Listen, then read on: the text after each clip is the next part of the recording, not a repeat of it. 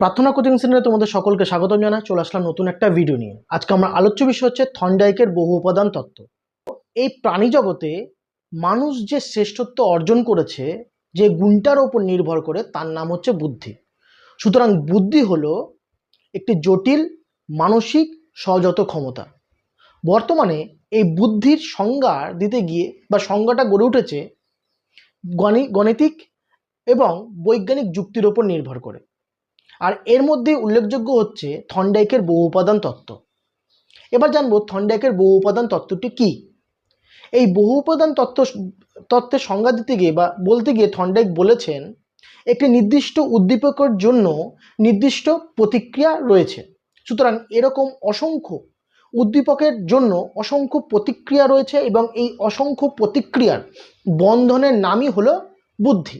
এখন মানুষভেদে বুদ্ধির তারতম্য হয়। সেটি কেন হয় এ সম্পর্কে থর্নডাইক বলছেন, স্নায়ুতন্ত্রের বন্ধনের সংখ্যার কম বেশির জন্য এরূপ ভিন্নতা হয়ে থাকে। সুতরাং বুদ্ধি বলে কোনো কিছু হয় না। তবে থর্নডাইকের এরূপ তত্ত্বই বুদ্ধির পারমাণবিক তত্ত্ব বলা যেতে পারে।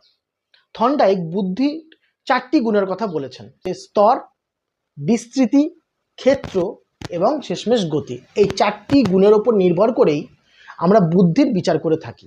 এই 4টি গুণ সম্পর্কে আরও জানতে গেলে অবশ্যই আমার ভিডিওটা দেখো, যেটা আমার ইউটিউব চ্যানেলে দেওয়া হয়েছে। দেখা হচ্ছে নতুন একটা ভিডিও নিয়ে।